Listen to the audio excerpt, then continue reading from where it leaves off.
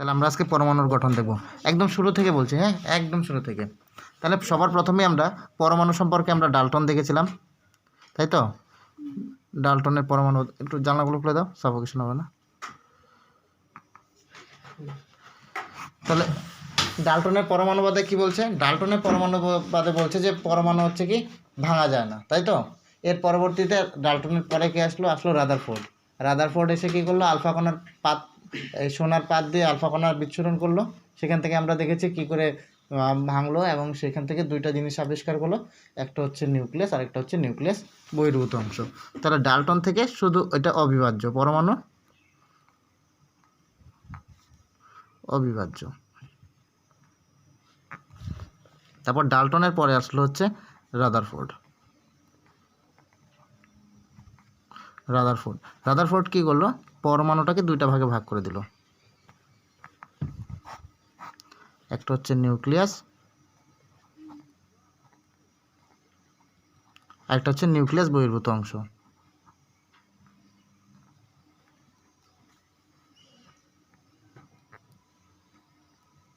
তাহলে ইতিমধ্যেই নিউক্লিয়াস বহির্ভূত অংশ, ইতিমধ্যেই এখান থেকে যে জিনিসটা থাকে সেটা হচ্ছে ইলেকট্রন। ইতিমধ্যে কে আবিষ্কার করে দিল এটাকে, ইলেকট্রনকে?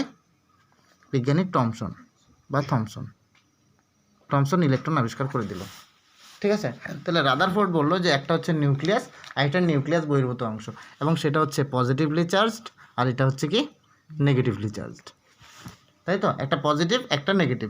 এইবার এরপরে রাদারফোর্ড বললো যে এখানে যে পজিটিভ চার্জ, সেই পজিটিভ কণা, সেটার নাম বিজ্ঞানী, এরপরে গোল্ডস্টাইন আসলো, তার নাম দিল কি প্রোটন, তাই তো?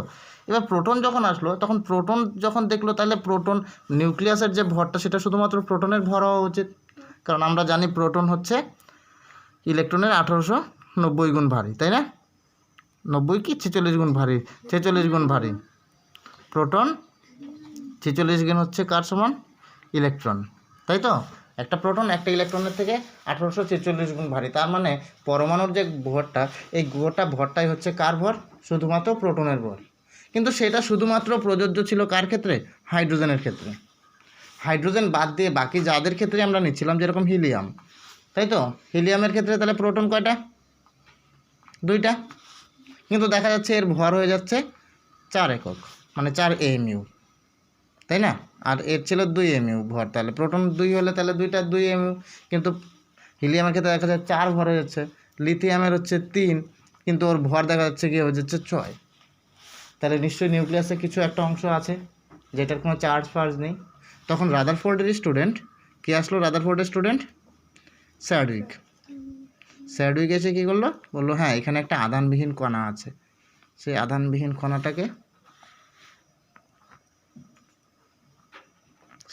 কণাটা হচ্ছে নিউট্রন, ঠিক আছে?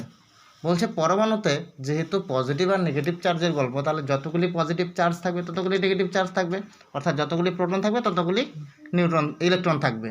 কিন্তু নিউট্রন সংখ্যাটা কখনো কখনো এদিক সেদিক হতে পারে, সেটা আইসোটোপের ব্যাখ্যা দিয়ে পরবর্তীতে দেওয়া আছে, ঠিক আছে? এইভাবে তাহলে আমরা প্রোটন, নিউট্রন এবং ইলেকট্রন কিন্তু আমরা আবিষ্কার করে নিলাম। এবার এটা আবিষ্কার করার পর আমরা দেখলাম যে এইগুলো হচ্ছে মোটামুটিভাবে রাদারফোর্ডের মডেল।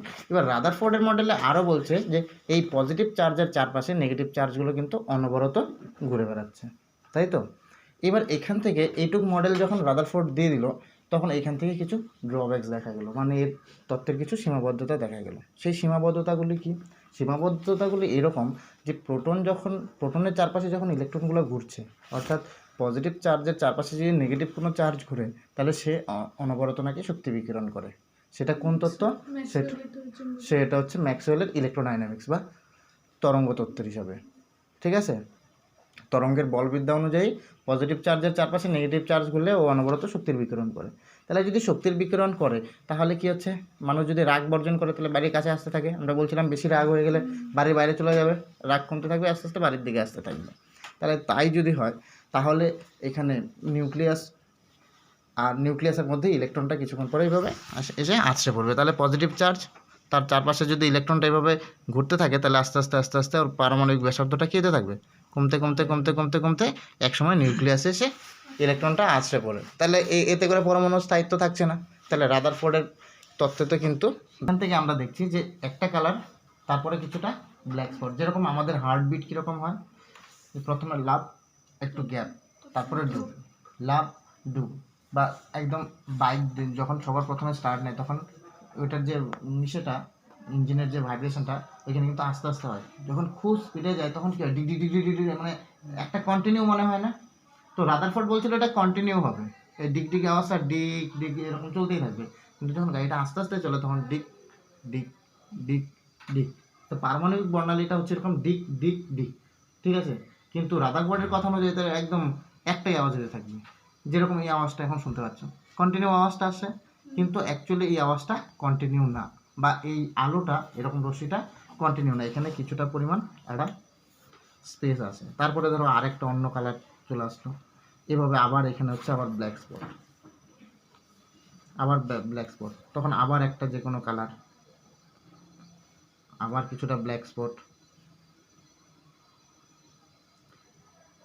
তাহলে এই যে এইখানে দেখো বিচ্ছিন্ন দেখা যাচ্ছে না, এটাকে আমরা বলছি বিচ্ছিন্ন বর্ণালী বা পটি বর্ণালী,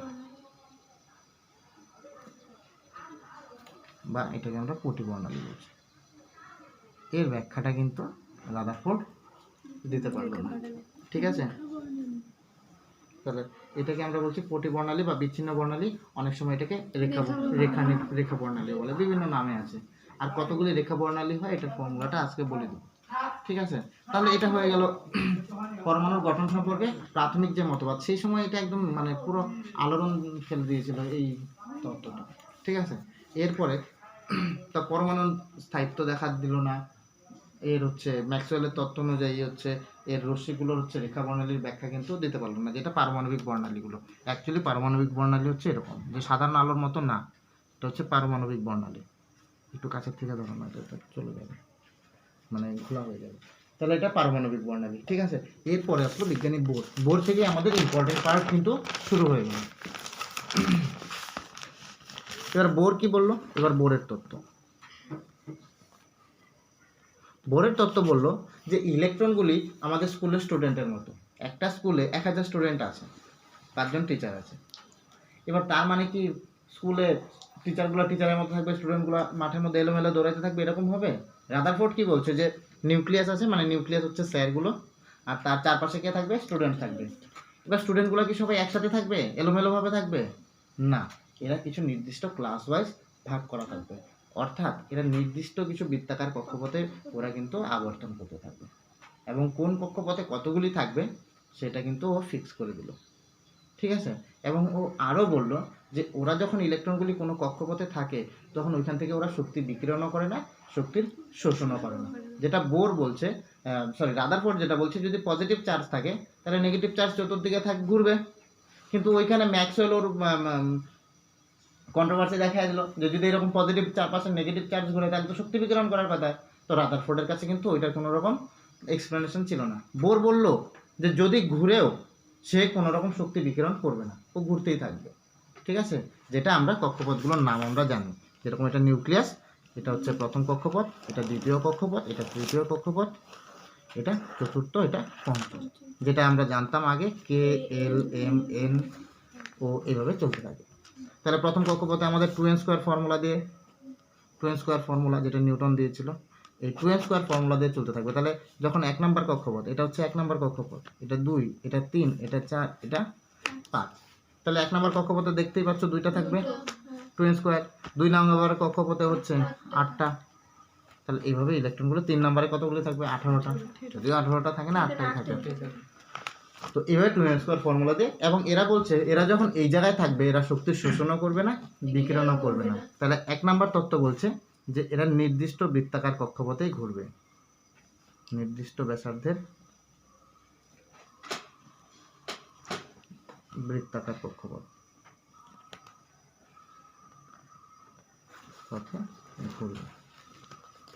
এবার কথা হচ্ছে তাহলে কয়জন স্টুডেন্ট ক্লাস 5-এ থাকবে, কয়জন স্টুডেন্ট ক্লাস 6-এ থাকবে, কয়জন স্টুডেন্ট ক্লাস 7-এ থাকবে, সেটা কীভাবে ডিপেন্ড করবে? ডিপেন্ড করবে তাদের এবিলিটি কীরকম। এখানে আমরা বলবো দুইটা টার্ম, একটা হচ্ছে তার শক্তির হিসাবে, আর একটা হচ্ছে তার ভরবেগের হিসাবে।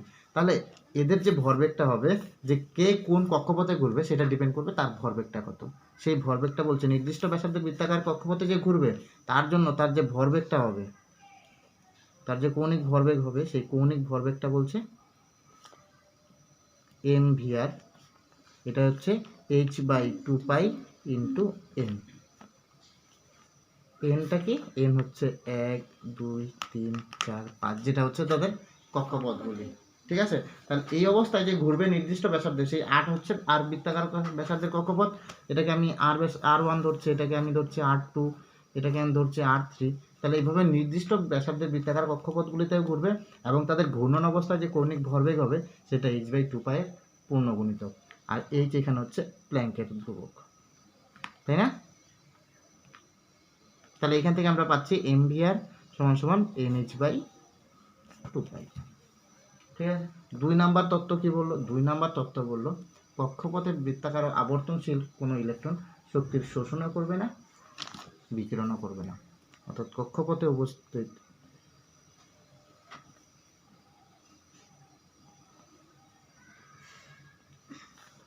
ইলেকট্রনের শক্তির শোষণ বা বর্জন ঘটে না। বোঝা গেল কথাটা? তার মানে ও কক্ষপথে যে ঘুরছে সেই অবস্থায় ও ইলেকট্রন শক্তির শোষণও করবে না, বিকিরণও করবে না, যেটা হচ্ছে ম্যাক্সওয়েলকে স্যাটিসফাই করে দিল। যেহেতু ম্যাক্সওয়েল আগে ওর ভুলটা ধরছিল যে এরকম যদি ঘুরে পজিটিভের চারপাশে নেগেটিভ শক্তি বিকিরণ করবে, কারণ পজিটিভ আর নেগেটিভের মধ্যে একটা আকর্ষণ সবসময় থাকে। ঠিক আছে, কিন্তু বললো যেহেতু এই ঘূর্ণায়মান এই শক্তি শোষণও করবে না, বিকিরণও করবে না, এর ওই কৌণিক ভরবেগ নিয়ে চলতে থাকবে। ঠিক আছে, এবার বললো যদি ও শক্তি শোষণ করে তাহলে কি হবে, এবং শক্তি যদি বিকিরণ করে তাহলেই বা কি হবে। 3 নম্বর বললো যে ও যদি উপরের কক্ষপথ থেকে নিচের কক্ষপথে জাম্প করে তাহলে শক্তির বিকিরণ করবে। যদি একটা আমাদের কেউ পরিচিত যদি আত্মীয় যদি রাগ করে বাইরে চলে যায়, ও যদি বাড়িতে আসে তাহলে ওর রাগটাকে বর্জন করে তারপরে আসতে হবে, ইগোটাকে বর্জন করে আসতে হবে। এবার কাউকে যদি বাড়ি থেকে বাইরে চলে যেতে হয় তাহলে ওকে রাগ করে বাইরে যেতে হবে। নর্মালি মানুষ বাইরে যাবে না, রাগ করেই যাবে। তাহলে বলছে এটাকে আমরা বলছি একটাকে যদি এই 1 হচ্ছে নিম্ন শক্তি স্তর, তাহলে 2 হচ্ছে উচ্চ শক্তি স্তর, বা 1-এর বেশি যতগুলি কক্ষপথ থাকবে সেগুলো হচ্ছে উচ্চ শক্তি স্তর। তাহলে বলছে যদি ইলেকট্রন উচ্চ কক্ষ থেকে যদি নিম্ন কক্ষে আসে তাহলে শক্তির বিকিরণ করবে,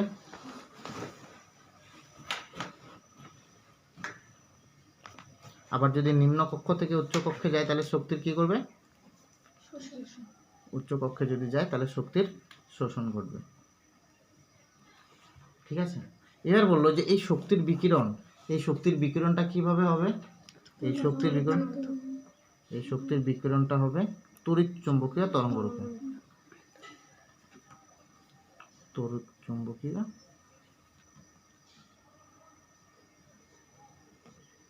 তরঙ্গরূপে, যেটাই আমরা দেখছি হচ্ছে কি বর্ণালী হিসাবে।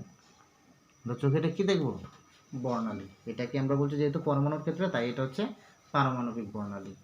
বোঝা গেল? কোনো অসুবিধা আছে এটুকে? এই হচ্ছে বোরের 3টা তত্ত্ব। তাহলে এ বলে দিল যে শক্তি শোষণ কেন হবে, বিকিরণ কেন হবে, এবং এটাও বললো যে কেন তাহলে পরমাণুটা স্থায়ী। তাহলে এখান থেকে কিন্তু বোরের তত্ত্বে কিন্তু আমরা অনেক কয়েকটা সাকসেসফুল জিনিস দেখে দিলাম।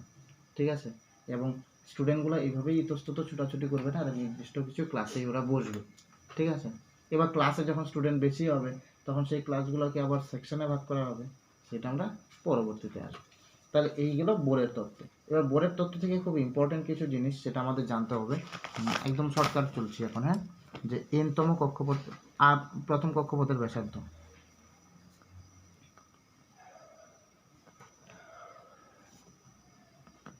বোর বললো তাহলে প্রথম কক্ষপথের ব্যাসার্ধ কত হবে। বোর তখন ক্যালকুলেট করছিল, তখন বললো যে প্রথম কক্ষপথের ব্যাসার্ধ মানে কে কক্ষপথের ব্যাসার্ধ 0.529 অ্যাংস্ট্রম। হাইড্রোজেনের ক্ষেত্রে, ফর হাইড্রোজেন। ঠিক আছে, তারপরে বললো তাহলে এনতম কক্ষপথের ব্যাসার্ধ কত হবে যে কোনো মৌলের ক্ষেত্রে।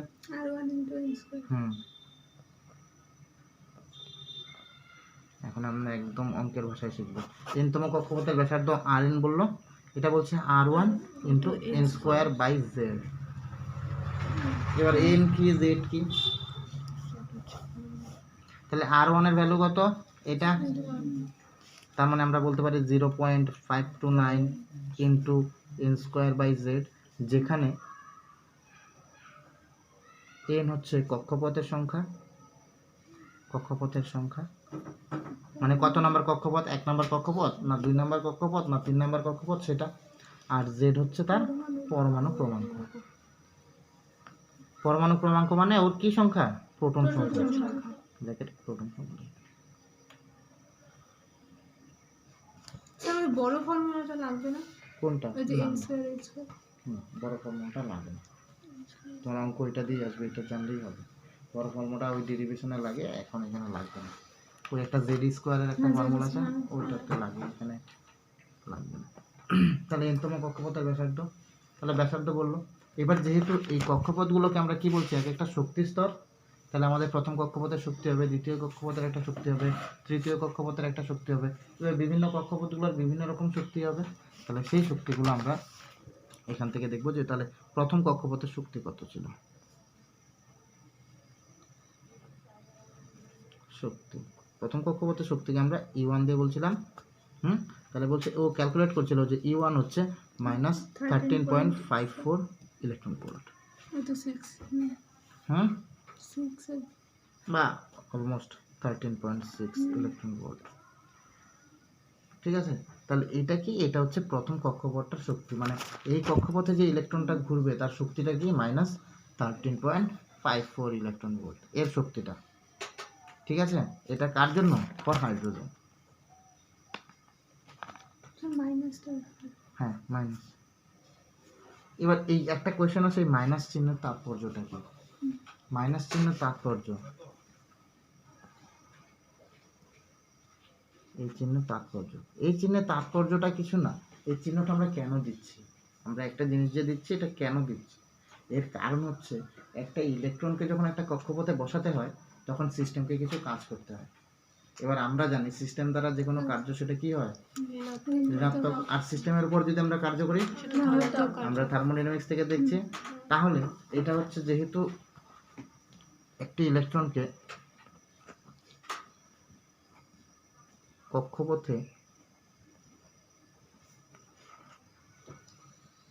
স্থাপন করার জন্য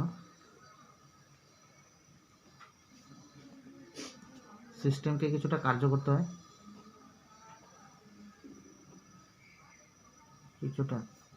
করতে হয়,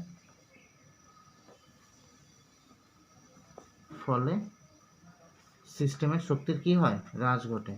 হ্রাস ঘটবে না, হ্রাস ঘটে,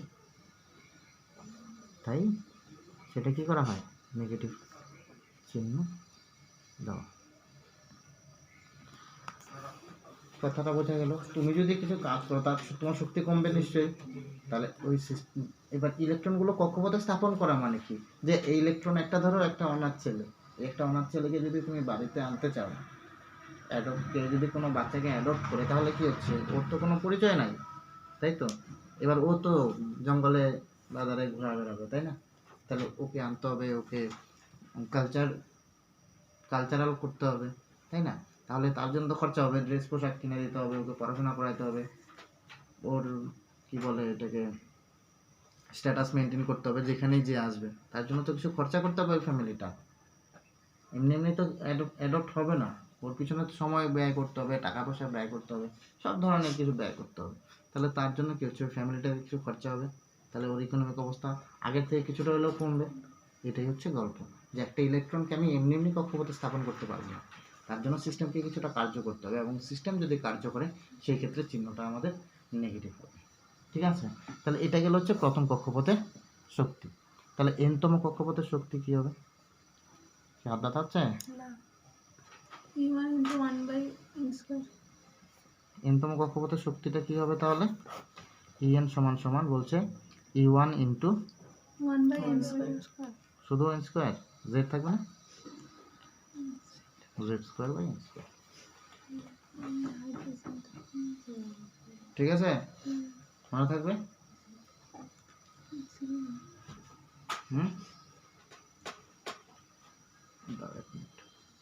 ওয়ান ইন্টু z²/n², যেটা আমরা এখান থেকে আমরা জানি যে -13.54 ইন্টু Z/n তার হোল স্কয়ার।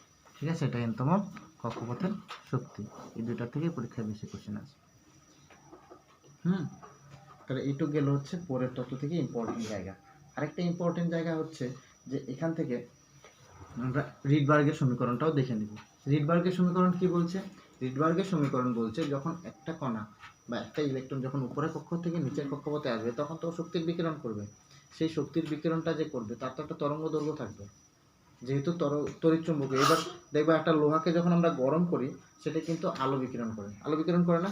তাহলে আমরা একটা লাইট পাই। এবার কখনো দেখবো যে লোহাটা হচ্ছে সবুজ আলো পাঠাচ্ছে, কখনো দেখবো লাল আলো পাঠাচ্ছে। তার মানে দুটার আলাদা আলাদা তরঙ্গ দৈর্ঘ্য থাকছে। সেই তরঙ্গ দৈর্ঘ্যটা নির্ণয় করার জন্য আমরা রিডবার্গ সমীকরণের সাহায্য নিব। এখান থেকে আমাদের যে তড়িৎচুম্বকীয় তরঙ্গের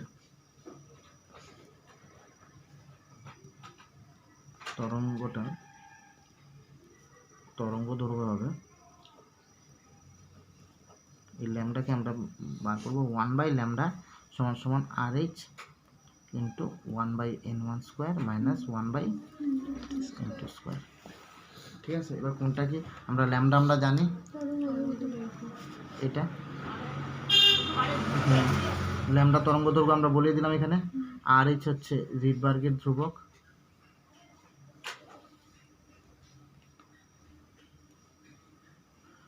n1 হচ্ছে নিম্ন শক্তি স্তর।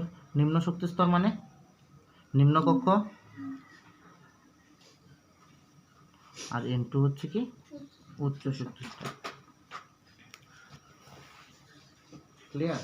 তাহলে একটা গেল নিম্ন শক্তি স্তর, একটা গেল উচ্চ শক্তি স্তর। এগুলো ভিডিওতে তো বলাই ছিল, ডিটেলসেই বলা ছিল।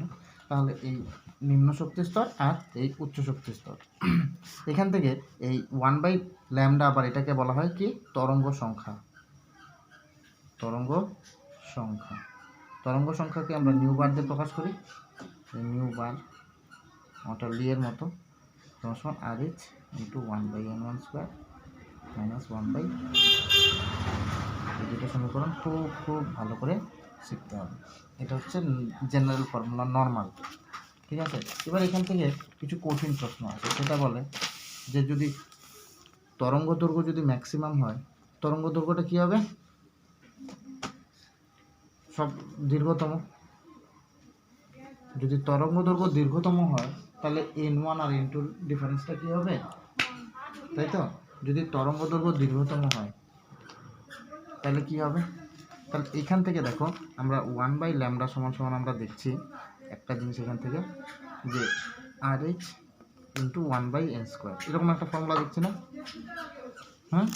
তার মানে ল্যামডার সাথে কি এই সরি n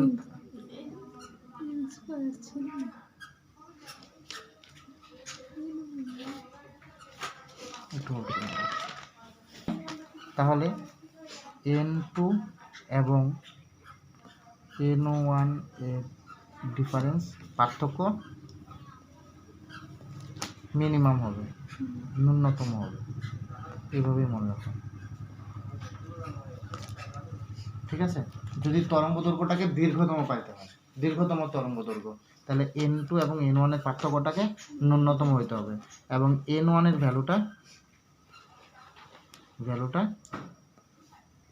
তোমার ডিপেন্ড করবে সেটা লিমেন্ট সারিতে পড়ছে না, বামার সারিতে পড়ছে না, প্যাসেঞ্জ সারিতে পড়ছে তার উপরে। যদি লিমেন্ট সারির ক্ষেত্রে বলে তাহলে n1 তো আমরা জানি 2, সরি n1 1, বামারের ক্ষেত্রে 2। ঠিক আছে, এইটুকু মনে রাখবা যে যদি তরঙ্গ দৈর্ঘ্য দীর্ঘতম বলে তাহলে n2 এবং n1 এর পার্থক্যটা কী হবে, ন্যূনতম হবে। তাহলে তরঙ্গ দৈর্ঘ্যটা যদি ক্ষুদ্রতম হয়, ক্ষুদ্রতম হলে কী হবে এদের পার্থক্যটা, তাহলে n2 ও n1 এর পার্থক্য বৃহত্তম।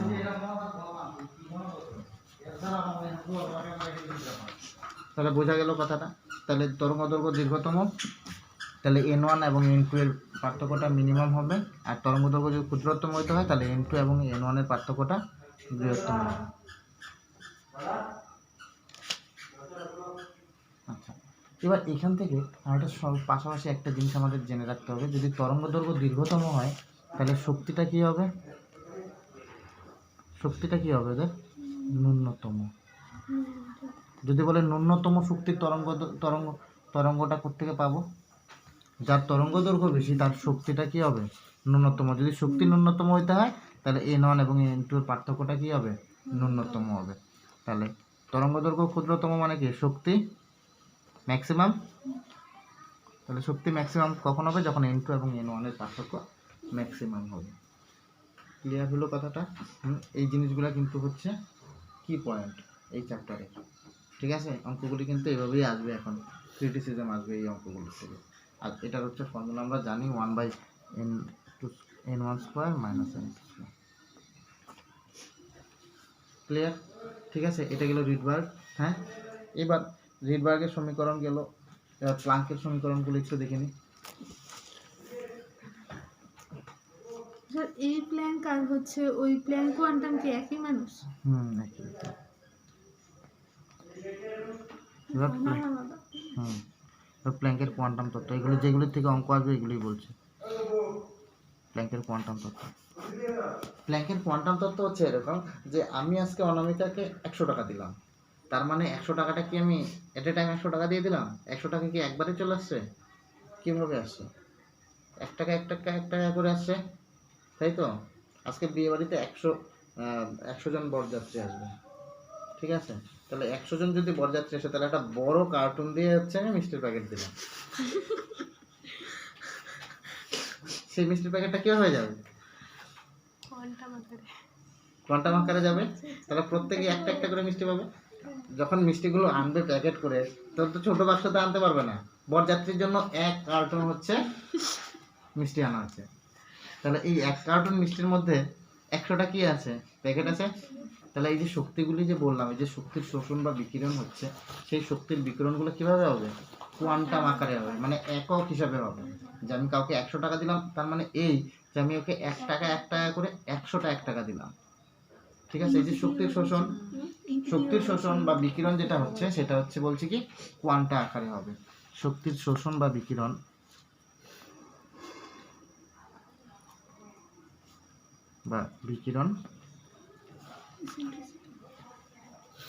সেটা হচ্ছে কোয়ান্টার আকারে হবে।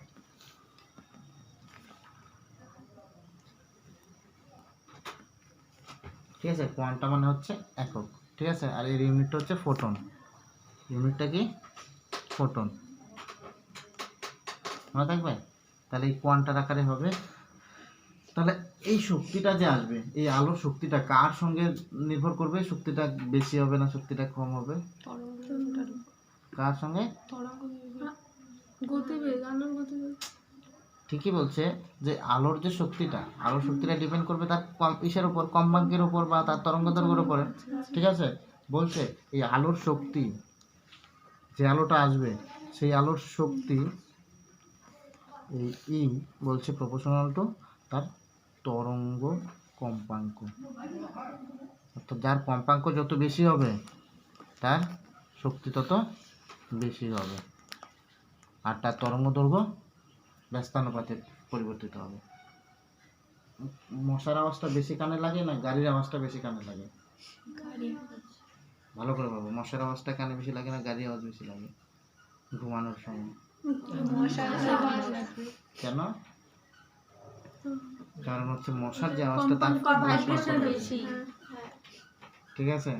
যেরকম একটা মেয়ে চিৎকার করলো আর একটা ছেলে চিৎকার করলো, কার চিৎকারটা কানে লাগবে বেশি? কেন? কারণ হচ্ছে তার কম্পাঙ্কটা বেশি থাকে, ঠিক আছে?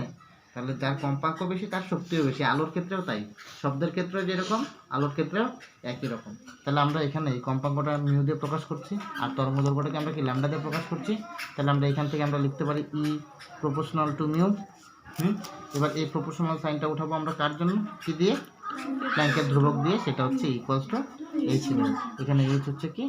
প্ল্যাঙ্কের ধ্রুবক,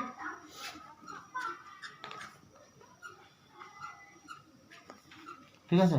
আবার আমরা আলোর সময় পড়ছিলাম না যে ভি সমান সমান এন ল্যামডা, মনে পড়ে? সরি, শব্দের সময় পড়ছিলাম ভি সমান সমান এন ল্যামডা। এনটা কি ছিল? কম্পাঙ্ক। ল্যামডাটা কি ছিল? তরঙ্গ দৈর্ঘ্য। তাহলে আর ভিটা কি ছিল? বেগ, শব্দের বেগ। এন ল্যামডা ছিল না শব্দের বেগ ক্লাস 10-এ? তাহলে এখান থেকে আলোর বেলায় কি হবে? আলোর বেলায় আসবে হচ্ছে আলোর বেগ হচ্ছে সি সমান সমান নিউ ইন্টু ল্যাম্ডা। আলোর বেলায় সিটা কি আলোর বেগ, সি হচ্ছে আলোর বেগ, এটা ছিল শব্দের বেগ। তাহলে আলোর বেগ, তাহলে এখান থেকে আমরা নিউ সমান সমান কি লিখতে পারি, সি বাই ল্যাম্ডা। তাহলে এই সমীকরণ থেকে আমরা পাচ্ছি দেখো ই সমান সমান H into C by lambda. ঠিক আছে, তাহলে প্ল্যাঙ্কের কোয়ান্টাম তত্ত্ব থেকে কিন্তু আমরা কি দেখলাম যে আলোর শক্তিটা কম্পাঙ্কের সাথে কিভাবে পরিবর্তিত হচ্ছে এবং তার তরঙ্গদৈর্ঘ্যের সাথে কিভাবে পরিবর্তন হচ্ছে। এবং এই যে শক্তিটা দেখাচ্ছি এটা কিন্তু একটা মাত্র ফোটনের জন্য শক্তিটা, ঠিক আছে, বা একটা কোয়ান্টাম শক্তি। এখন যদি এন মোল ফোটন আসে তাহলে কি হবে, তাহলে এন মোল ফোটনের জন্য শক্তি কি হবে, ফোটনের শক্তি হবে সেই এই আমাদের গ্যাসের সমীকরণের মতো PV equals to RT, n মোলের জন্য PV equals to n RT.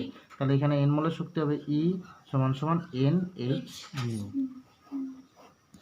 বা E equals to N H C by. ঠিক আছে, এটা গেল আমাদের প্ল্যাঙ্কের কোয়ান্টাম তত্ত্ব, মনে থাকবে এটা প্ল্যাঙ্কের কোয়ান্টাম তত্ত্ব গেল। ঠিক আছে, এবার one of the most important তত্ত্ব, সেটা হচ্ছে আসবো আমরা ডি ব্রগলি দ্বৈত সত্তা।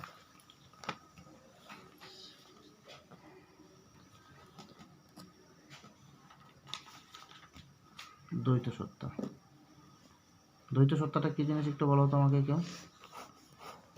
দ্বৈত সত্তা মানে কি, সত্তা মানে কি, ধর্ম।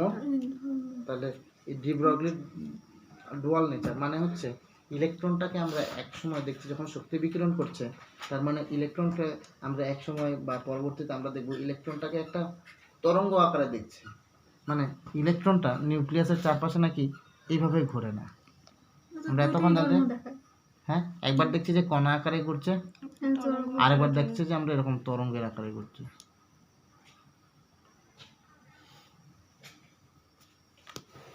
ঠিক আছে, তাহলে ইলেকট্রনটাকে আমরা একবার কণা রূপে দেখলাম, ইলেকট্রন এজ এ পার্টিকেল, এক নাম্বার সত্তা। দুই নাম্বার দেখলাম electron as a wave, electron as a particle, এবং এক জায়গায় দেখছি electron as a wave. Particle মানে কি, কণা রূপে দেখছি, কণা ধর্ম দেখছি, আর এখানে দেখছি তরঙ্গ দৈর্ঘ্য রূপে।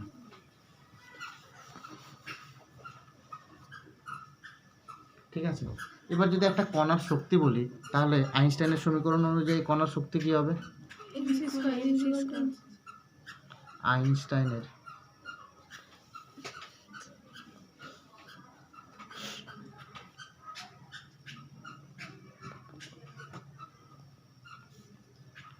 ইলেকট্রন এর শক্তি যখন কণা রূপে, ঠিক আছে, তাহলে ই সমান সমান কি হবে, এম সি স্কোয়ার। তাহলে ই হচ্ছে শক্তি, এম হচ্ছে কি ইলেকট্রনের ভর, সি হচ্ছে ইলেকট্রনের বেগ। ঠিক আছে, এটা গেল হচ্ছে আইনস্টাইনের সমীকরণ অনুযায়ী এক নাম্বার। তাহলে এবার প্ল্যাঙ্কের তত্ত্ব অনুযায়ী কি, প্ল্যাঙ্কের যদি আমি ওয়েভ বলি সেকে, প্ল্যাঙ্কের তরঙ্গ তত্ত্ব অনুযায়ী, তরঙ্গ তত্ত্ব অনুযায়ী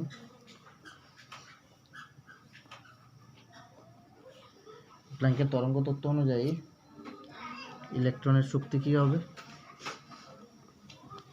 ই সমান সমান এইচ নিউ, বা ই সমান সমান আমরা এক্ষুনি দেখলাম এইচ সি বাই ল্যামডা। ঠিক আছে, এটাকে এক নাম্বার দিলাম, এটাকে দিলাম দুই নাম্বার। তাহলে এখানে এইচ কি, এইচ প্ল্যাঙ্কের ধ্রুবক, প্ল্যাঙ্কস কনস্ট্যান্ট, এর ভ্যালুটা আছে জানতে হবে। নিউ হচ্ছে ফ্রিকোয়েন্সি মানে কম্পাঙ্ক, আর ল্যামডা হচ্ছে কি তরঙ্গদৈর্ঘ্য, ওয়েভলেন্থ।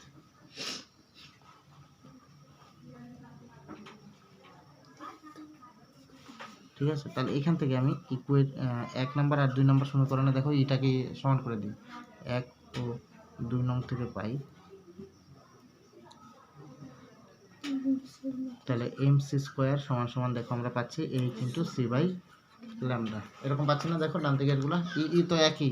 ইলেকট্রনকে যখন আমরা তরঙ্গ এবং কণা যদি একই রূপেই থাকে, ইলেকট্রনকে যদি আমি দুইটা রূপেই দেখি, তাহলে MC square equals to AC by lambda. তাহলে সি স্কোয়ার আর সি কাটাকাটি চলে গেল। তাহলে এখান থেকে আমরা পাচ্ছি MC equals to H by lambda. ঠিক আছে? তাহলে আমরা যদি তরঙ্গ দৈর্ঘ্যটা বার করতে চাই তাহলে এইচ বাই এমসি। এবার সিটাকে কি নিচ্ছিলাম আমরা? আলোর বেগ। এবার ইলেকট্রনটা আলোর বেগে তো থাকতেও পারে, আবার নাও থাকতে পারে। যদি আলোর বেগে না থাকে তাহলে ইলেকট্রনটার নিজস্ব একটা বেগ থাকবে। ধরি কণার বেগ হচ্ছে ভি। ঠিক? তাহলে ল্যামডা সমান, তাহলে 3 নম্বর সমীকরণ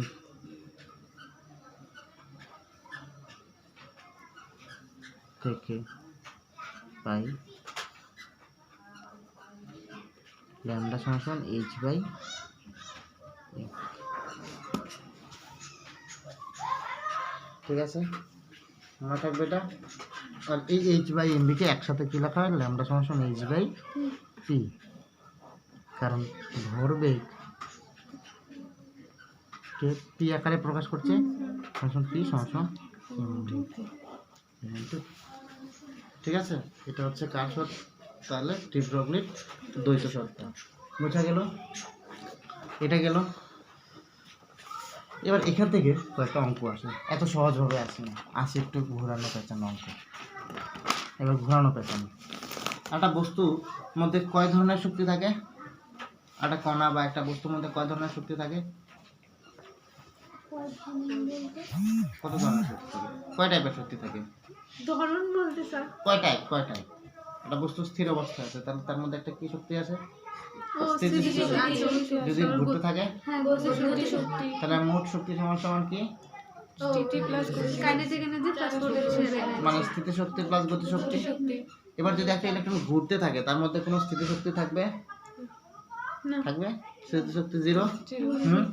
তাহলে আমরা দেখি, হাফ অফ এম স্কয়ার হ্যাঁ, কণার মোট শক্তি আর ওই তো ল্যামডা ইকুয়াল টু সমান সমান কি?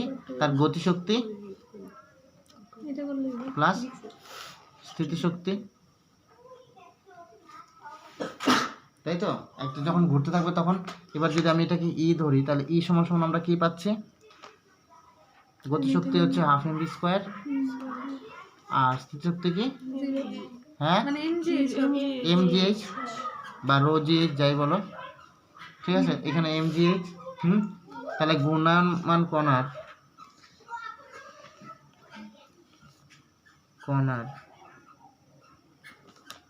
এমজিএইচ কত হবে? কারণ এর স্থিতিশক্তি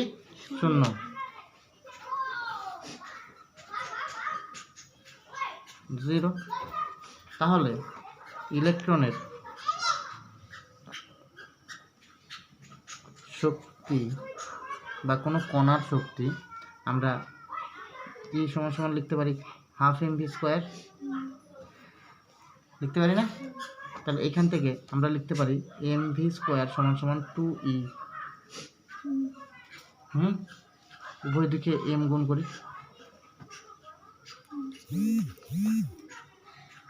উভয় দিকে এম দিয়ে গুণ করে পাই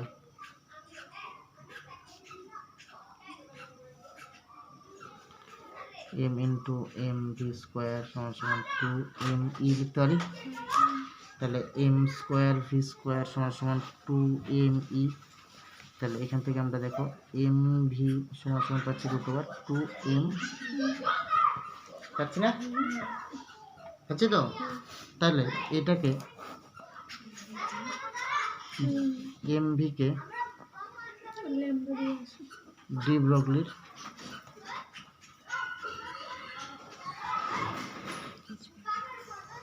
সমীকরণে বসিয়ে পাই।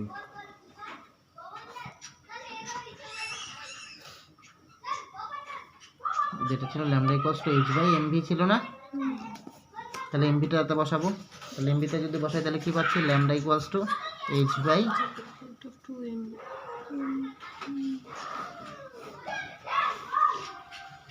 ঠিক আছে, তাহলে যদি কোনো কণার শক্তি দেওয়া থাকে বা কোনো ইলেকট্রনের যদি শক্তি দেওয়া থাকে তাহলে তার থেকে কিন্তু আমি তার তরঙ্গ দৈর্ঘ্যটা বার করে নিতে পারবো। ঠিক আছে, সে এবার কত নম্বর কক্ষপথে আছে সেই হিসাবে তার তরঙ্গ দৈর্ঘ্য হবে। যদি E1 1 নম্বর কক্ষপথে হয় তাহলে এখান থেকে তার শক্তিটা পাবো, সেই শক্তি হিসেবে তার একটা তরঙ্গ দৈর্ঘ্য হবে, তাই তো? বা কোনো বস্তুর যদি আমি শক্তি জানি তাহলে তার তরঙ্গ দৈর্ঘ্যটা আমি বার করতে পারবো। একটা পাথরকে যদি আমি ঢিল দিই, পাথরটা সোজা পথে যাবে না তরঙ্গ পথে যাবে? হ্যাঁ, একটা পাথরকে ঢিল দিলে ও সোজা পথে যাবে না তরঙ্গ পথে যাবে? প্রজেক্টাইল হিসেবে যাবে। প্রজেক্টাইল তো বাদ দাও, একদম সোজাসুজি যাবে। হ্যাঁ, কিন্তু একটা পাখির পালককে যদি ঢিল দাও তাহলে কিভাবে যাবে? তরঙ্গের আকারে। তরঙ্গের আকারে যাবে। ঠিক আছে, তাহলে যার ভর বেশি তার তরঙ্গ কি হবে? কম হবে।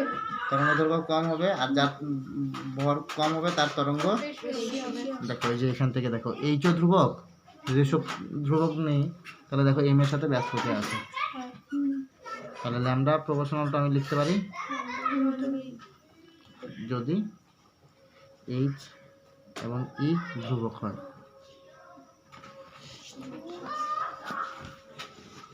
বোঝা যাচ্ছে? হ্যাঁ, তাহলে আবার আমরা জানি ই হচ্ছে ল্যামডার সাথে কি ব্যস্ত সম্পর্কে আমরা এটা জানি আগের থেকেই। বোঝা যাচ্ছে? তাহলে একটা ভারী কণাও যদি তুমি ছোড়ো তাহলে তারও একটা তরঙ্গ থাকবে, কিন্তু তার তরঙ্গটা দৈর্ঘ্যটা কম থাকবে। আর যদি তুমি হালকা কণা ছোড়ো তাহলে তার তরঙ্গ দৈর্ঘ্যটা বেশি থাকবে। ঠিক আছে, এই হচ্ছে ইম্পর্টেন্ট। এই ডি ব্রগলি ভারী এবং হালকা দুইটার ক্ষেত্রে প্রযোজ্য। ভারী এবং হালকা উভয় প্রকৃতির কণার ক্ষেত্রে প্রযোজ্য, তাই না? প্রযোজ্য তো?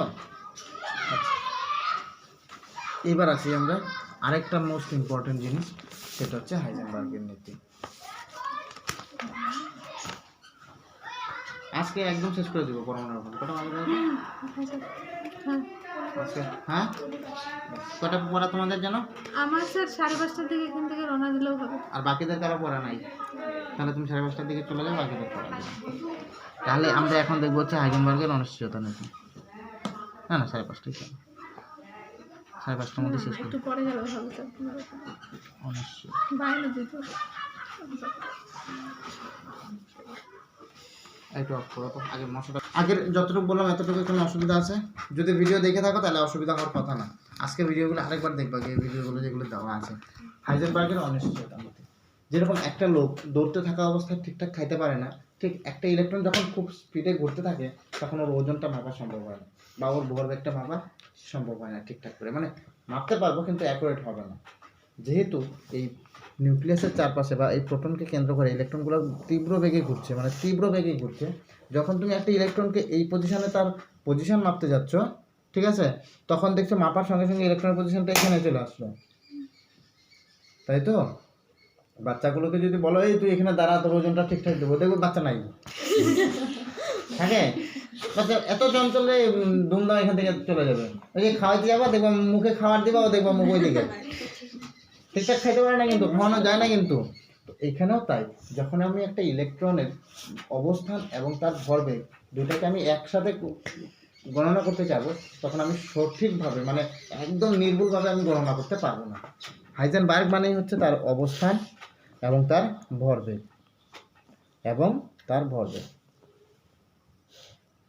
এই দুইটার গণনা। ঠিক আছে, অবস্থান এবং ভরবেগ দুইটাকে আমি আলাদা আলাদা গণনা করতে পারবো, কিন্তু দুইটাকে আমি একসাথে গণনা করতে পারবো না। মানে একটা লোক দৌড়ছেও খাচ্ছেও ঠিকভাবে খাইতে পারবে না। যদি লোকটা বসে খায় তাহলেও ঠিকভাবে খাইতে পারবে, কিন্তু যখন দৌড়াইতে থাকে তখন লোকটা ঠিকভাবে খাইতে পারবে না, বা লোকটা যখন খাচ্ছে তখন দৌড়াইতে পারবে না ভালো করে, তাই না? তো এটাই বলছে হচ্ছে হাইজেনবার্গের অনিশ্চয়তা নীতি। বলছে অবস্থান এবং ভরবেগ একই সঙ্গে নির্ভুলভাবে গণনা করা সম্ভব নয়।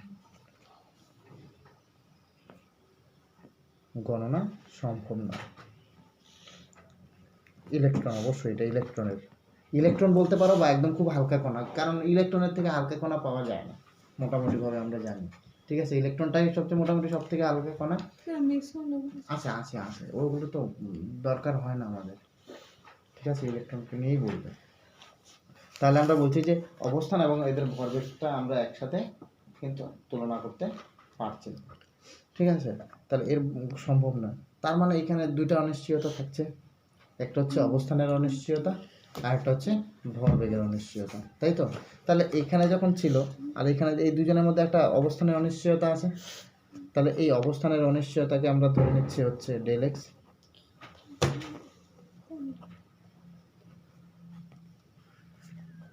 হচ্ছে ডেল এক্স। আর ভরবেগের অনিশ্চয়তা কি?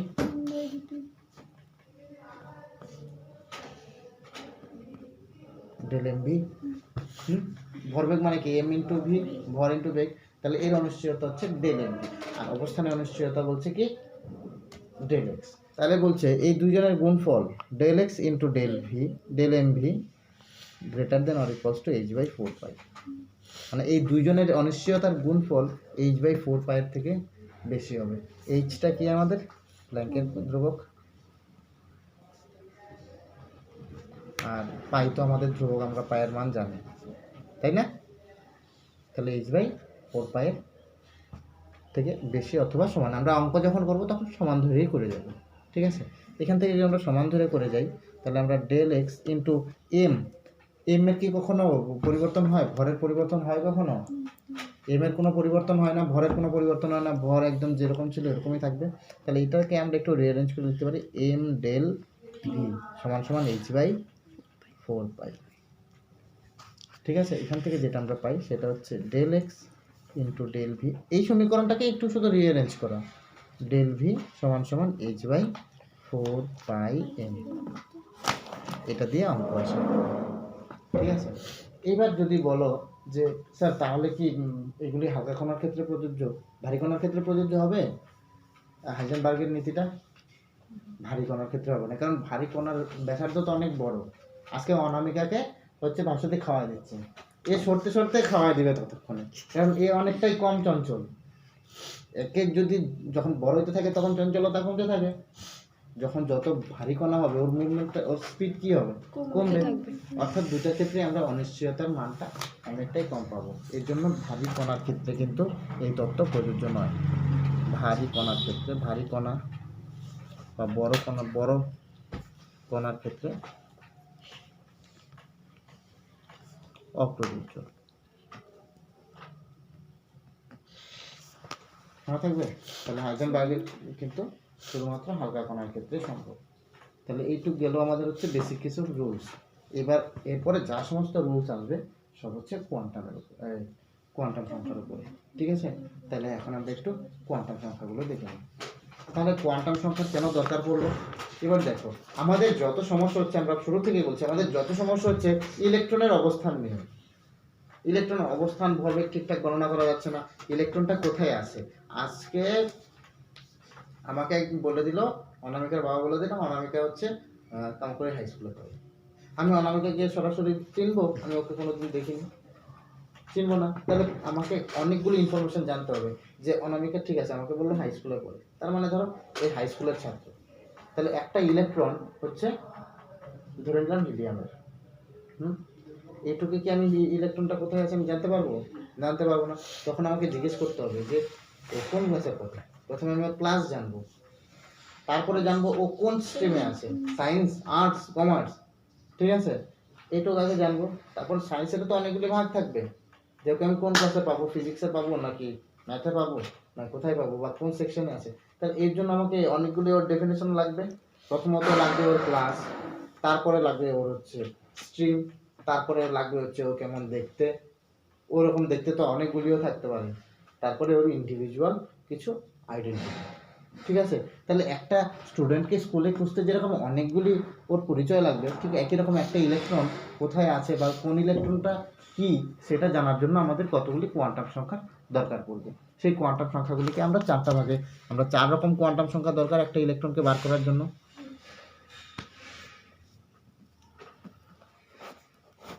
প্রথমটা হচ্ছে মুখ্য কোয়ান্টাম সংখ্যা, তারপরটা হচ্ছে গৌণ, তারপরটা হচ্ছে চুম্বকীয় কোয়ান্টাম সংখ্যা, 4 নম্বরটা হচ্ছে ঘূর্ণন কোয়ান্টাম সংখ্যা। ঘূর্ণন কোয়ান্টাম মুখ্যটাকে আমরা এন দিয়ে প্রকাশ করব, চিহ্নগুলো কিন্তু খুব খুব ইম্পর্ট্যান্ট। গৌণটাকে আমরা এল দিয়ে প্রকাশ করব, চুম্বকীয়টাকে আমরা এম দিয়ে প্রকাশ করব, আর ঘূর্ণনটাকে এস দিয়ে প্রকাশ করব বা এম এস দিয়েও প্রকাশ করতে পারি, আর এটাকে অনেক সময় এম এল দিয়েও প্রকাশ করে।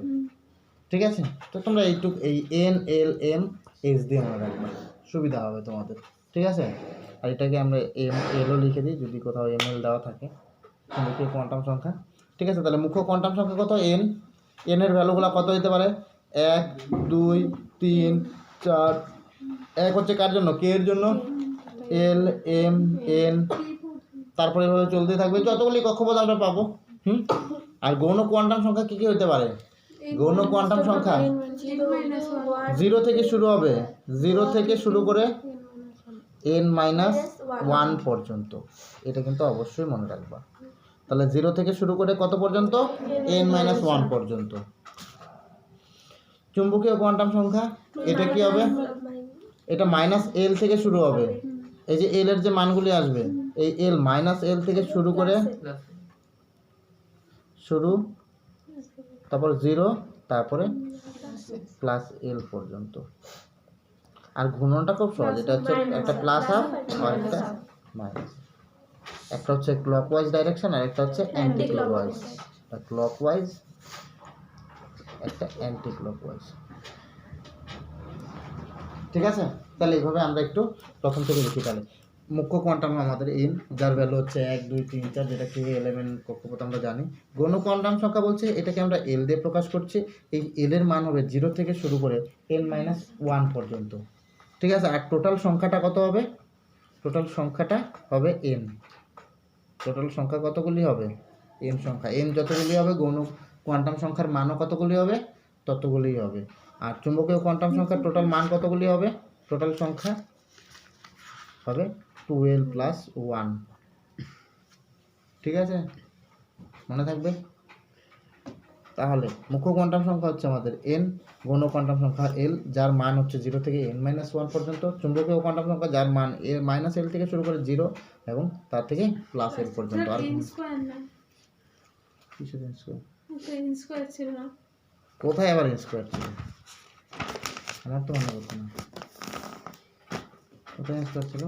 যে ইনতম কক্ষকের সংখ্যা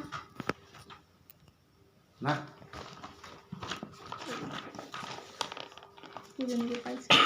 ও আচ্ছা, হ্যাঁ বুঝতে পেরেছি। n 1 2 3 4 করে যাবে, l হচ্ছে 0 থেকে শুরু করে n-1। তাহলে ধরলাম n হচ্ছে 1, মুখ্য কোয়ান্টাম সংখ্যা কত? 1। তাহলে l এর মান কতগুলি হবে? 0 হবে একটা। তারপরে হচ্ছে n-1, n কত এখানে? 1। তাহলে n-1 কত হবে? 0ই হবে। 1 - 1 মানে 0। তাহলে n এর মান যখন 1 হবে তখন l এর মান 0। তাহলে এটা মুখ্য, এটা গৌণ, এটা চুম্বকীয়। তাহলে চুম্বকীয় সংখ্যা m l কতগুলি হবে? তাহলে -l থেকে শুরু করব, +l 0 হবে, তারপর +l। তাহলে -l কত? l এই আছে, 0 এখানে, তো একটাই মান আসে। ঠিক আছে, আর এটার জন্য চুম্বকের সংখ্যা কয়টা হবে? ঘূর্ণন কয়টা হবে? একটা -1/2, একটা +। ঠিক আছে, n এর মান নিলাম 2, তাহলে l এর মান কয়টা হবে বলো? 0 থেকে শুরু হবে n-1 পর্যন্ত। তাহলে প্রথমটা হচ্ছে 0, তারপরে হচ্ছে, তারপরে 1 যাবে, 2 যাবে, 3 যাবে, এইভাবে যাবে তো। তাহলে 0-র পরে হচ্ছে n-1 পর্যন্ত, তার মাঝখানে কিছু থাকতে পারে। n কত এখানে? 2। 2 এর থেকে 1 গেলে কত? 1। আচ্ছা, l যখন 0 হবে তখন m এর মান কি কি হবে? তাহলে 0ই হবে। এইবার এখানে m এর মান, যখন l এর মান 1 তখন m এর মান কত হবে? ওকে বলতে দাও। তাহলে এখানে তাহলে -l থেকে শুরু করবে, 0 + l, তাহলে -1 0 + 1। ঠিক আছে, যখন n এর মান 3 হবে তখন l এর মান কত হবে? 0। আরেকটা কত হবে? 1, আরেকটা 2। কেন? কারণ 3 লাস্টেরটা হচ্ছে 3 - 1 2, তার মাঝখানে একটা পড়ছে। তাহলে m এর জন্য 0, এর জন্য m কত হবে? তাহলে -1 0 + 1। আর এখানে এম এর মান কত হবে? -2 -1 0 1 +2 +1 +2। Very good. তাহলে এইভাবে এম যখন 4 আসবে, এল হচ্ছে 0 1 2 3, ঠিক আছে? তাহলে এম হচ্ছে কত? এর জন্য 0, এখানে এম কত হচ্ছে? -1 0 +1 0 1 2 -3 -2 -1 0 1 2 3 4 5 5 আর 4 কত হচ্ছে? 7 7 আর 5, হ্যাঁ ঠিকই আছে, n square total number of কক্ষক সেল হচ্ছে কতগুলি? n স্কোয়ার, ঠিকই আছে। এখন যখন 4 হচ্ছে তখন এই দেখো টোটাল 16টা মান পাচ্ছে, ঠিক আছে? বা এটাকে আমরা বলছি কক্ষক, মানে কক্ষক, মোট কক্ষকের সংখ্যা, কোনো অর্থের সাথে কক্ষকের সংখ্যা। তাহলে এইভাবে আমরা কিন্তু কোয়ান্টাম সংখ্যাগুলো দেখলাম। এবার কোয়ান্টাম সংখ্যাগুলো দেখার সঙ্গে সঙ্গে এবার এই যে এল এর মান 0 এর জন্য একটা নোটেশন ইউজ করব, এল এর মান যখন 1 তার জন্য একটা কোটেশন ইউজ করব, 2 তার জন্য একটা নোটেশন, 3 তার জন্য একটা নোটেশন। মনে রাখবা যখন 0 হবে তখন হচ্ছে এস, আমরা ফর্মুলা লিখবো হচ্ছে এন এল। কি লিখবো? N L. তাহলে এখানে 1 এর জন্য এল কত? 0। এটার জন্য নাম, এটার কি দিব আমরা? এটার নাম দিব আমরা হচ্ছে 1s, ঠিক আছে? এটার নাম কি তাহলে? 1s। এবং এখানে এম এর মান কয়টা? ঘর কয়টা? 0, একটাই ঘর, এর জন্য এটা একটা ঘর, ঠিক আছে? এবার দেখো এখানে এন এর মান 2, এখানে এল এর মান কত? 0। তাহলে 0 এর জন্য কি হয়? s, 1 এর জন্য হয় p, s p, 2 এর জন্য d, s p d f। তাহলে এটার নাম কি হবে? এটার জন্য এটার নাম হবে হচ্ছে কি, সরি এটা তাহলে এস, তাহলে এই ঘর এটার নাম কি হবে? 2s। এখানে 2 আছে, 2s এর মান কত? একটাই। এটার জন্য কি হবে? 2p, p এর ঘর কটা দেখো? 3টা মান আছে। 3 এর দেখো 3s, তাই না?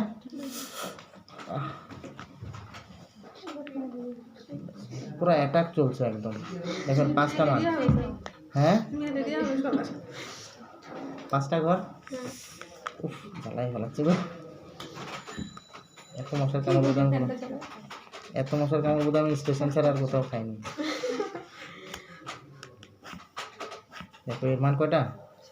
তাহলে এটা 4p, এটা 4d, এটা 4f, 2 3 4 5 6 7, ঠিক আছে?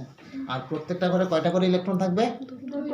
এম এর যেহেতু এস এর যেহেতু 2টা মান, তাই 2টা করে ইলেকট্রন, একটা এই প্লাস হাফ, একটা মাইনাস হাফ, একটা প্লাস হাফ, একটা মাইনাস হাফ, একটা প্লাস হাফ, একটা minus half, plus half minus half, এইভাবে ইলেকট্রনগুলি থাকবে।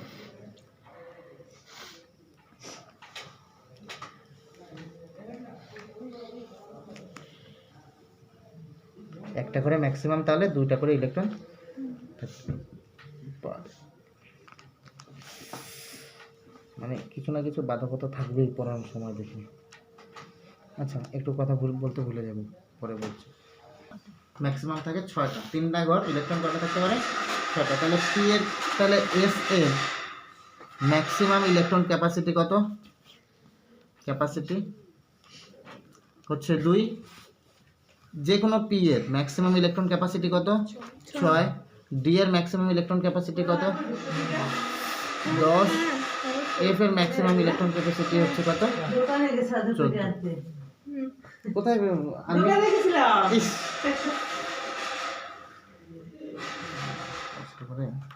আচ্ছা তাহলে এস এর ম্যাক্সিমাম ক্যাপাসিটি 2, পি এর হচ্ছে 6, ডি এর হচ্ছে 10, আর এফ এর কত? 14। তাহলে বোঝা গেল গল্পটা কি হচ্ছে। তাহলে এইভাবে আমরা দেখছি ইলেকট্রনগুলো step by step fill up হবে, তাই না? তাহলে কোনো পরমাণুতে ধরো 15টা ইলেকট্রন আছে, তাহলে তার ইলেকট্রনগুলো কীভাবে পূর্ণ হবে সেটা আমরা দেখবো হচ্ছে আপ-ডাউন নীতি হিসেবে। এবার আমরা দেখলাম ম্যাক্সিমাম ক্যাপাসিটি কত? 1s এর 2টা, 1sই থাকুক, 2sই থাকুক, আর 7sই থাকুক, ওই s এর ম্যাক্সিমাম ক্যাপাসিটি কত? তাহলে এইভাবে কিন্তু কোয়ান্টাম সংখ্যাগুলো আমাদের জানা হয়ে গেল, ঠিক আছে? এবার তাহলে আমরা আসি আপ-ডাউন নীতি। আপ-ডাউন নীতি কী বলবে? আপ-ডাউন নীতি বলবে কীভাবে হচ্ছে ইলেকট্রনগুলি ভরে। ইলেকট্রন পূর্তি, তাহলে ইলেকট্রন পূর্তি। ঠিক আছে, এটা একটু সাজিয়ে নিবা। 1s 2s 2p 3s 3p, 3তে দেখবা ডি আছে, দেখো 3তে ডি আছে না, এই যেটা 3s 3p 3d। 4এ দেখবা আছে 4s 4p 4d 4f 5s 5p 5d 5f 6s 6p 6d লাগবে না 7s 7p 8s। ঠিক আছে, তো এইভাবে আমরা আব্বক দিয়ে আমরা ইলেকট্রনগুলো কীভাবে বলবো। এখান থেকে একটা ছোট্ট প্রশ্ন আছে, সেই ছোট্ট প্রশ্নটা হচ্ছে 2D কক্ষ কি পাওয়া সম্ভব কি সম্ভব না? দুইটা বল, বাকিগুলো নিজে নিজে ভাববা। 2D কক্ষ কি সম্ভব? না না, দেখো 2D, তার মানে আমি এন এর কথা 2 ভাবো, তাহলে 2D এর এন কত 2, যদি ডি হইতে হয় তাহলে এল এর মান কত হইতে হবে 2 হইতে হবে, কারণ এল এর মান 2 হলে ডি আসছিল। কিন্তু এন এর মান যদি 2 হয় তাহলে এল এর মানগুলি কি কি হয় দেখো 0 আর 1, তাহলে 2 আসে না, তাহলে এটা সম্ভব না। তাহলে 4G কি সম্ভব? 4G আমাদের অস্তিত্ব আছে 4G। না, না, এবার 4G জি তো কোথাও লিখিনি, এল এর মান যখন, এবার তাহলে n ইকুয়ালস টু 4, যখন জি হচ্ছে এল এর মান যখন 4 হয় তখন হচ্ছে কি জি হবে। তাহলে 0তে এস, 1এ পি, 2এ ডি, 3তে এফ, আর 4এ হচ্ছে জি। তাহলে দেখো এন এর মান 4, তাহলে এন এর মান 4 হলে এল এর ম্যাক্সিমাম মান কত হবে? ম্যাক্সিমাম হচ্ছে কত 3, তাহলে 3 তো না, এটা তো 4, তাহলে এটা হবে না। ঠিক আছে, এইভাবে 4G 5G, দেখো তো 5G পাবা কিনা, এটা শুধু অনামিকাই বলবে যে 5G পাবো কিনা। 5G পাবো,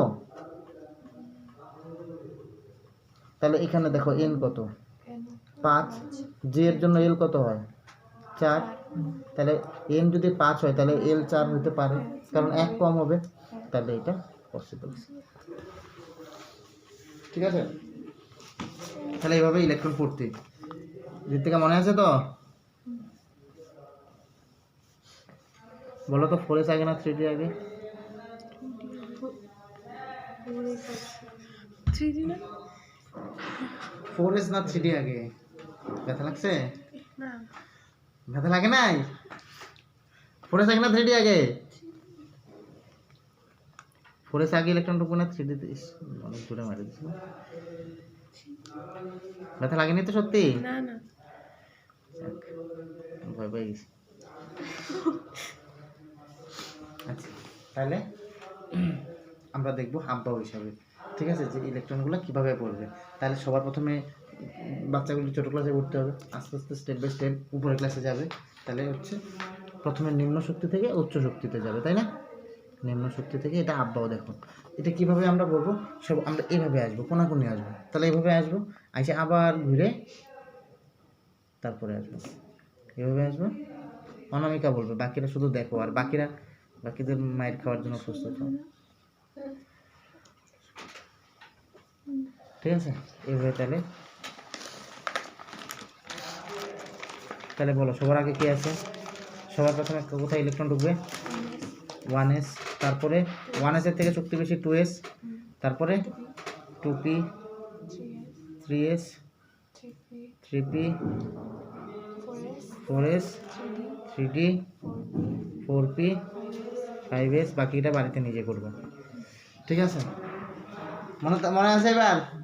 এবার কি করে চট করে হঠাৎ করে বললো ভাষ্য থেকে? আমি জিজ্ঞেস করলাম বলো তো 5Dতে আগে যাবে না 6s এ ইলেকট্রন আগে যাবে, আমরা কি করে বুঝবো চট করে? এটার জন্য মনে রাখবা হচ্ছে কি n প্লাস l,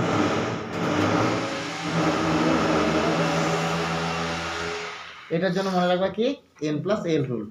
যার n প্লাস l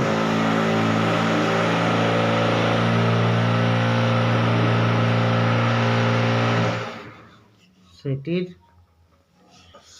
শক্তি বেশি, সেটিতে ইলেকট্রন পরে ঢুকবে এবং আগে বেরোবে। দেখো এই জায়গাটা খুব ইম্পর্টেন্ট, একটা কথায় সব বলে দিচ্ছি। যার n প্লাস এল বড় হবে তার শক্তি বেশি হবে, সেখানে ইলেকট্রন আগে পরে ঢুকবে, কারণ আগে কম শক্তিতে ঢুকবে তারপরে বেশি শক্তি ঢুকবে, এবং ইলেকট্রন সেখান থেকে আগে বেরোবে, কারণ যেটা বাইরের শক্তি সেখান থেকে ইলেকট্রনটা কি হবে, আগে বেরোবে না, বাইরের কক্ষ থেকে বেরোবে, যার শক্তি বেশি তার থেকে তো ইলেকট্রনটা বেরোবে। তাহলে এখানে দেখো 5d এর ক্ষেত্রে এর n কত, 5, n 5, l কত, l হচ্ছে d এর জন্য 4, 2, তাহলে 5 2 কত হচ্ছে 7, 6 এসে বলো n কত, 6 এসে l কত, হ্যাঁ তাহলে কোনটাতে ইলেকট্রন আগে ঢুকবে, অনামিকাই বলবে, তাহলে 6 এসে ইলেকট্রন আগে ঢুকবে। এই হনুমান পড়াগুলো কি কঠিন? পার্টি তো এটা হ্যাঁ, তাহলে বাকি পড়াগুলো হয় না কেন, অঙ্কগুলো কেন হয় না? তো এই সব কিছুই তো পারবা, সব কিছুই তো সহজ, কেন করো না বলো তো? পড়াগুলি দিনের পড়া দিনের কেন করো না? করলে তো এই বিভৎস জিনিসগুলো তৈরি হয় না। তাহলে 4 এর 6 এসে ইলেকট্রন আগে ঢুকবে, আর 5d-তে ইলেকট্রন পরে ঢুকবে, এবং যখন ইলেকট্রন বেরোবে তখন প্রত্যেক ইলেকট্রনটা আগে বেরোবে, 5d থেকে আগে বেরোবে, অর্থাৎ যার n প্লাস l ভ্যালু বেশি হবে সেখান থেকে ইলেকট্রনটা বেরোবে। ঠিক আছে, কোনো অসুবিধা আছে আব্বাও নীতি? তাহলে এবার বাকিটা করবা, তাহলে এবার এইটা কিন্তু সিকোয়েন্সটা মনে রাখবে, এটা 5 টাইমস করবা বাড়িতে বসে বসে, তাহলে একবারে মনে হয়ে যাবে। আচ্ছা, তাহলে এই n প্লাস l ভ্যালু গেল। এবার চলে আসে আমরা কিছু ক্রিটিক্যাল জায়গায়, সেটা হচ্ছে এখান থেকে কিছু অঙ্ক থাকবে। ধরো আমরা বোরের প্রথম সূত্র থেকে দেখলাম যে ইলেকট্রনগুলো যখন ঘুরছে তার একটা কৌণিক ভরবেগ হয়, এটা হচ্ছে কৌণিক ভরবেগ। ঠিক আছে, এইবার কৌণিক ভরবেগ কখন হচ্ছিল, যখন একটা কক্ষপথে থাকছিল। যখন এল নিয়ে আসলাম, এই যে গৌণ কোয়ান্টাম সংখ্যা, এটাকে আমরা বলছি হচ্ছে উপশক্তি স্তর। এই উপশক্তি স্তরে কী কী ছিল দেখো, এস উপকক্ষ, পি উপকক্ষ, এগুলো প্রত্যেকটা কি উপকক্ষ বা উপশক্তি স্তর। ঠিক আছে, এগুলি হচ্ছে উপকক্ষ। এই গৌণ মানেই কি আমরা জানি, উপকক্ষ। তাহলে উপকক্ষতে যখন থাকছে তখন তারও একটা কৌণিক ভরবেগ থাকবে, √l × l+1 × h/2π। 2π। ঠিক আছে, তখন এখান থেকে আরেকটা জিনিস যেটা বার করতে হয়, উপকক্ষে বা অরবিটাল, এই উপকক্ষকে ইংরেজিতে কি বলে, অরবিটাল। কক্ষ হচ্ছে অরবিট। ঠিক আছে, আর কক্ষক উপকক্ষ সাবশেল না, শেল, ওই ওইটাই বলে শেল। ঠিক আছে, ঠিক আছে, এভাবে মনে রাখবো, বেশি ইংরেজি টানো যায় না, যাবে গোলামে সব, যতটুকু বলছি এতটুকু মনে রাখো যেন সহজে মনে থাকে। অরবিট, অরবিটাল, আর হচ্ছে সেল, বা ওটাকে অনেক সময় সাব সেলও বলে। এখানে অরবিটাল লেখা আছে কক্ষকে, কক্ষ অরবিটাল ঠিক আছে, ওটাকে সাবশেল। আচ্ছা বলো, ঠিক আছে সাবসেল। আচ্ছা, তাহলে সাবসেল আর কক্ষকটাকে আমরা বলছি তাহলে অরবিটাল। ও হ্যাঁ, সরি ঠিকই আছে, কারণ আমরা px অরবিটাল বলি, খালি পিতে বলবো সাবসেল। ঠিক আছে, আমি যে px p বলি, যাই হোক। তাহলে এবার আমরা করব হচ্ছে কি অরবিটাল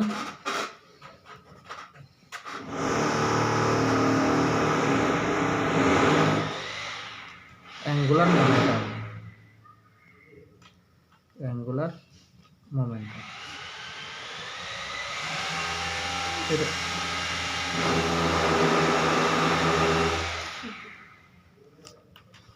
কৌণিক ভরবেগে কীরকম ছিল, কৌণিক অ্যাঙ্গুলার মোমেন্টাম, শুধু অ্যাঙ্গুলার মোমেন্টাম যেটা ছিল, অ্যাঙ্গুলার মোমেন্টাম বা কৌণিক ভরবেগ, তার সাথে কী ছিল কৌণিক ভরবেগে,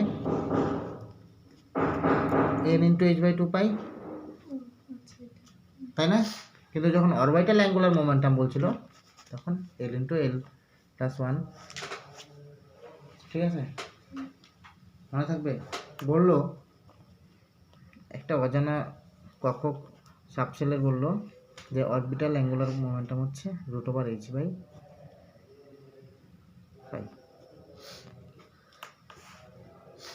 ঠিক আছে, এটা কোন সাবসেলের, এই যে এই মোমেন্টামটা, এই অরবিটাল অ্যাঙ্গুলার মোমেন্টাম, ঠিক আছে, এটা কোন It is equal to উপকক্ষের, কোন উপকক্ষের, এই ইলেকট্রনটা কোন উপকক্ষে অবস্থিত, ইলেকট্রনের বলছে কি ইলেকট্রনের এই অরবিটাল অ্যাঙ্গুলার মোমেন্টাম হচ্ছে এটা, এটা is equal to তাহলে এটা কোন উপকক্ষে আছে, এটা কোন উপকক্ষের ইলেকট্রন,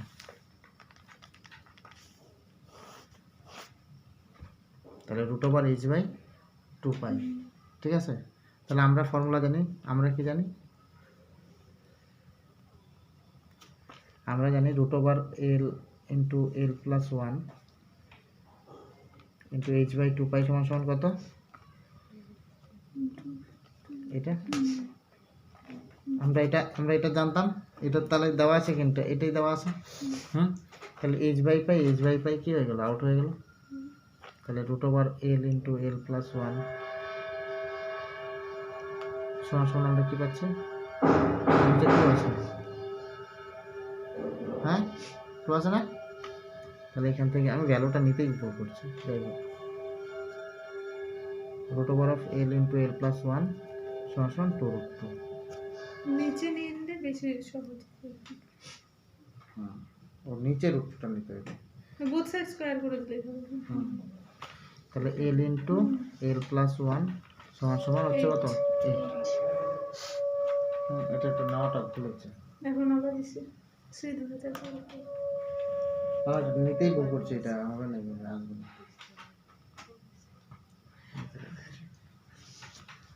√3 যদি নেই কথা হবে পারে, আচ্ছা এটা √3 নিয়ে যাও,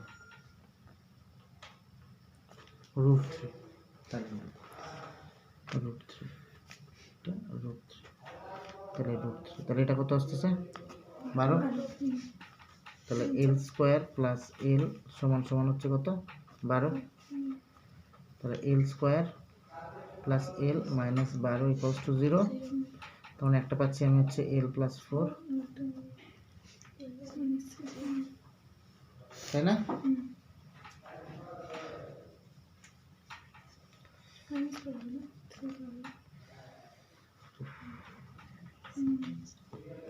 তাহলে এখান থেকে L তো -4 সম্ভব না, আইদার L এটা L এর ভ্যালু মাইনাস, এখানে একটা L একটা হচ্ছে 3, আমরা এখান থেকে মাইনাস নিতে পারবো না, একটা হচ্ছে কত তাহলে 3 এর জন্য তাহলে আমাদের কি আছে F, ঠিক আছে, এটা হচ্ছে অস্তিত্ব নেই।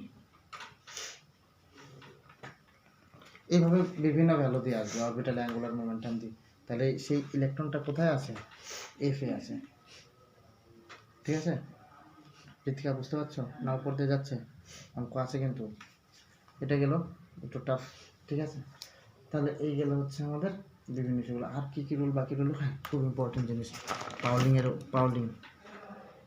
এর অপবর্জন নীতি,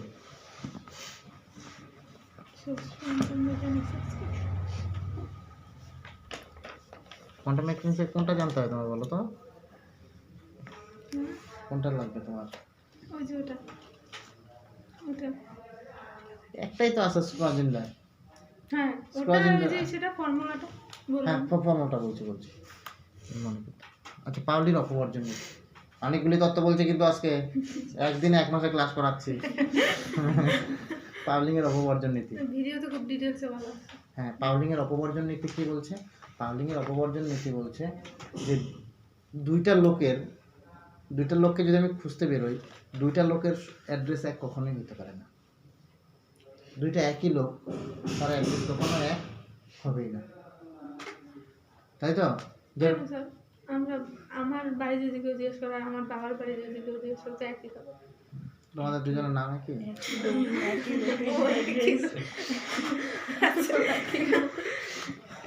দুটি ইলেকট্রনের 4টি কোয়ান্টাম সংখ্যা কখনোই একই হতে পারে না, কোয়ান্টাম সংখ্যা কখনোই একই হতে পারে না, একই হতে পারে না, ঠিক আছে,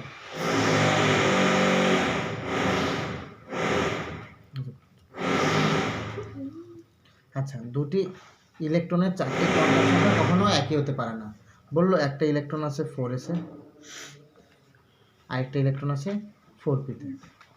ধরলাম এটা 4s-এর একটা ইলেকট্রন আর এটা 4p-র একটা ইলেকট্রন। তাহলে এই 4s-এর যে ইলেকট্রনটা আছে এই ইলেকট্রনের কোয়ান্টাম সংখ্যাগুলি কত কত বলো দেখি। অনামিকা বলবে আর 4p-টা তুমি বলবে। তাহলে এটার n কত, মুখ্য কোয়ান্টাম কত 4, গৌণ কোয়ান্টাম কত 0, আর চুম্বকীয় কোয়ান্টাম সংখ্যা কত, একটাই ঘর আছে কিন্তু এস এ আছে, L0, m কত হতে পারে 0, s কত বলো এখানে ভাই, ভালো করে দেখো উপরে দিকে গুণ প্লাস আর তুমি বলো 4p এর n কত, p কত, l কত, এল হচ্ছে m কত, s এ আছে কিন্তু হ্যাঁ s এ আছে s, ও সরি ভাই এটা কত, এটার ইসে কত, কি কত, এটার m কত,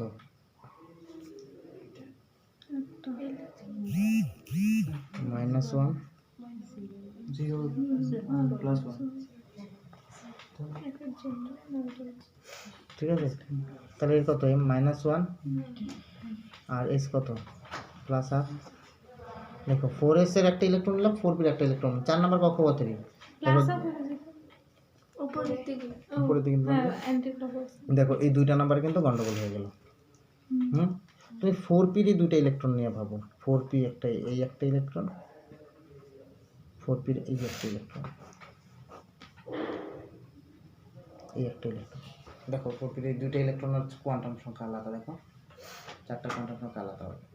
4p এই একটা ইলেকট্রন, 4p এর এই একটা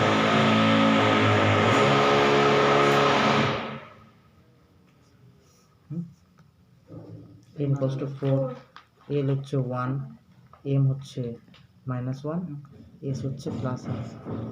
এই ঘরটায় যদি কোনো ইলেকট্রন থাকে তাহলে তার দেখো n কত 4, p কত হচ্ছে দেখো, সরি l কত 1, m কত হচ্ছে 0, s কত হচ্ছে, একটা ডিফারেন্স থাকবেই থাকবে। এবার ধরো এরকম, এবার একটা প্রশ্ন আসতেছে যেটা অনামিকার মাথায়, স্যার দুটো ইলেকট্রন এক ঘরে আছে, তাহলে কি করবো? তাহলে এটা 4p-তে ধরো আছে, ঠিক আছে। তাহলে n ইকুয়ালস টু কি আছে 4, l ইকুয়ালস টু এটার ক্ষেত্রে পাবো l কত 1, m কত -1, s কত, এটা শুধুমাত্র এটার n কত 4, l কত 1, m কত -1, s কত,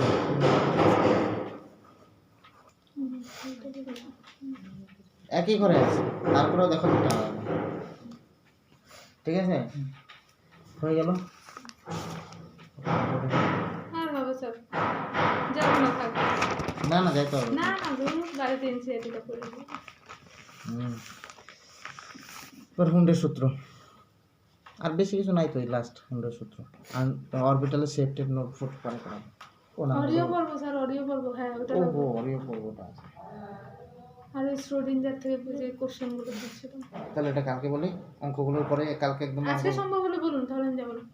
না না না আজকে না, আজকে তাহলে কালকে অঙ্কগুলোও করাবো, কারণ পরমাণু গঠনের অঙ্কগুলো তো তাহলে স্যার এই প্রবলেমগুলো কি কালকে হবে? হ্যাঁ কালকে হবে। তাহলে কালকে একদম তাহলে এখন একদম পরমাণু গঠনের অঙ্কগুলো সলভ হয়ে যাবে সব একবার, নাকি? কারণ এগুলো এখন ছিল, এখন হচ্ছে রিভিশনটা ভালো করে রিভিশনটা এই হালকা করে এই তাড়াহুড়া করে দিলাম না। হুন্ডের সূত্র দেখুন, হুন্ডের সূত্র বলছে সমশক্তি সম্পন্ন ঘরগুলি এককভাবে পূর্ণ হবে। সমশক্তি সম্পন্ন কক্ষগুলি, আর ভিডিও তো আছে, দেখি সমশক্তি সম্পন্ন কক্ষগুলি এককভাবে পূর্ণ হয়, ঠিক আছে। যেরকম ধরো 4p-তে 4টে ইলেকট্রন আছে, তাহলে ইলেকট্রনগুলো ঘরে কিভাবে থাকবে? 4p-তে ঘর কয়টা? 3টা। এরকমভাবে থাকতে পারে, আবার এরকমভাবেও থাকতে পারে। প্রথমে সবাই একটা একটা করে নিল, এবার একটা এক্সট্রা হচ্ছে এটা, তাহলে কিভাবে থাকবে, কিভাবে থাকবে? হুন্ড কি বলে? হুন্ড বলবে যে প্রথমে এরা একটা করে ভরবে, আগে গিয়ে এরকম জোড়া লাগবে না, ঠিক আছে? এবার ধরো 2p3 ইলেকট্রন, 2pতে কয়টা ইলেকট্রন আছে? তিনটা ঘর, তাহলে ইলেকট্রনগুলো এইভাবে থাকতে পারে, ইলেকট্রনগুলো এইভাবে থাকতে পারে। চন্দ্র বলো কোনভাবে থাকবে? যেটা কেন? কারণ হুন্ডের সূত্র অনুযায়ী তিনটে আলাদা হবে। যে 2p2 বলো, এটা বাকিদের ক্ষেত্রেও ডির ক্ষেত্রেও কিন্তু সেম হবে, তাহলে এরকম ভাবেই থাকবে ওরা, এটাই ঠিক, ঠিক আছে? যদি 4d-তে 6 থাকে তাহলে কিভাবে থাকবে? ডির ঘর কয়টা? 5টা ঘর, তাহলে প্রথমে একটা একটা করে যাবে, এবার এক্সট্রা একজন আছে, আচ্ছা স্যার প্রথম দিকে কি ক্লকওয়াইজে হবে, মানে প্রথম যে করে দেবে? তুমি যে কোনো একটা রোটেশন দিয়ে দেবে, যেটাই দিবা ওটা একই একই রকম ঘূর্ণনে দিয়ে দেবা, ঠিক আছে? এবার যেটা হায়ার কেমিস্ট্রি বলে তুমি যে কোনো একটা রোটেশনে দাও, অল্টারনেট করো, কোনো অসুবিধা নেই, কিন্তু সেই ক্ষেত্রে চুম্বক ভ্রামকের মানটা কম হয়ে যায়, ওইটাকে বলা হচ্ছে ফেরিম্যাগনেটিক প্রপার্টিস। ইসেতে আছে, কোথায় আছে ওটা ফেরিম্যাগনেটিক, এটা হয় কিন্তু একটা রোটেশনে থাকবে, মোট কথা একজন একজন করে থাকবে। কোনটা সূত্র হয়ে গেল? এটুকু থেকে মোটামুটি শেষ। হ্যাঁ স্যার আরেকটা জিনিস বলতে ছিল। আচ্ছা, এবার আমি বলে নিই তোমাদের হচ্ছে অঙ্কটা, যে হচ্ছে number of spectral lines, number of কি স্পেকট্রাল লাইন্স, ঠিক আছে? মানে কাটিস না, হ্যাঁ ঠিক আছে, very good.